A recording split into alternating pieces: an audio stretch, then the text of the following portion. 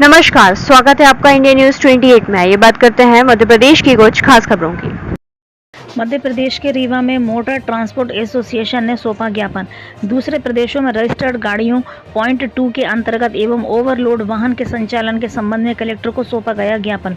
Rewa motor truck transport association के पदाधिकारियों द्वारा बताया गया कि रीवा जिले में दूसरे प्रदेशों की गाड़ियां जो अपने रीवा जिले में ही माल भाड़ा ढोती हैं, जो कि कानून अपराध की श्रेणी में आता है। रीवा में गाड़ियां ठेकेदारों द्वारा ओवरलोड संचालित कराई जाती हैं, जो नियम विरुद्ध है। ठेकेदार द्वारा माल भाड़ा नहीं दिया जाता तथा दूसरे प्रांतों की गाड़ी अभी जहां माल भाड़ा के लिए संचालित होती है, वह गाड़ी है पॉइंट 2 के तहत आती है। बताया गया है कि इसके पूर्व भी प्रार्थी द्वारा ज्ञापन जानकारी दी गई थी कि अल्ट्राटेक सीमेंट बेला प्लांट में कुछ गाड़ियां बिना परमिट, फिटनेस एवं टैक्स के बिना संचालित हो रही हैं, उन पर कानूनी कार्रवाई करने की कृपा की जाए।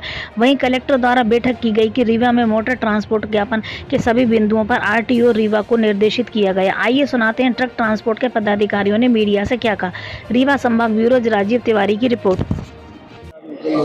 ये आज हम लोग कलेक्टर साहब को अपने 7 सूत्री मांगों को लेकर ज्ञापन सौंपा है, जिसमें रीवा शहर में जो बाहर से गाड़ियां संचालित हो रही पॉइंट 2 में, उनके खिलाफ कार्रवाई के लिए कहा गया।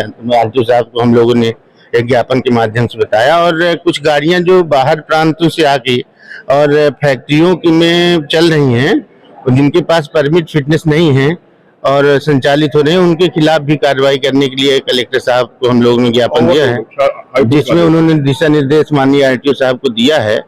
और नान में जो गाड़ियां ओवरलोड चलती हैं, उन गल्ले में, खाद में कुछ गाड़ियां इस तरह हैं जो अपने यहाँ मतलब ओवरलोड दूसरे प्रांतों गाड़ियां हैं जो रीवा में चलती हैं और यहीं पे लोड करती हैं, यहीं पे उतारती हैं। ऐसा नियम है कि जो गाड़ी दूसरे प्रांत की होती है, उस गाड़ी को यहाँ पर लोडिंग और अनलोडिंग का वर्क नहीं कर सकते।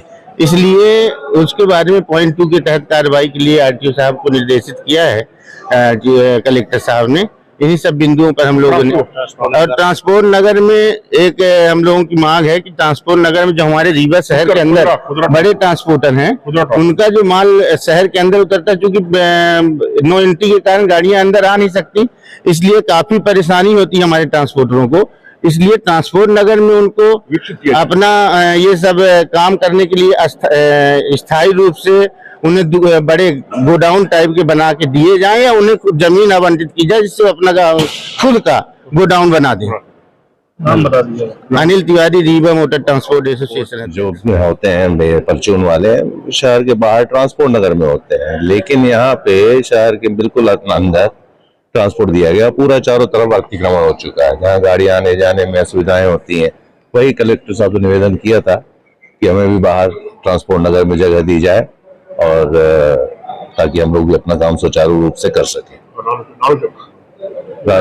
मेरा नाम राजकुमार गंगवानी है, ट्रांसपोर्ट एसोसिएशन। हमने आवेदन दिया कि हमें ट्रांसपोर्ट नगर में प्लाट आवंटित कराए जाएं, क्योंकि हमारे विभिन्न राज्यों से जो ट्रक परिवहन होकर हमारे यहाँ दैनिक आवश्यकता की वस्तुएं, कपड़ा, दवाई, किराना इत्यादि लेके आते हैं, जिन्हें हम शहर में वितरण करते हैं, जिससे शहर संचालित होता है। और हमें नो एंट्री की वजह से काफी समस्या आ रही है। उसके विषय में हमने कलेक्टर साहब को आवेदन दिया कि हमें ट्रांसपोर्ट नगर में व्यवस्थित रूप से प्लाट आवंटित किए जाए कि हम अपने गोडाउन वहां बना सकें। संजय हेमनानी,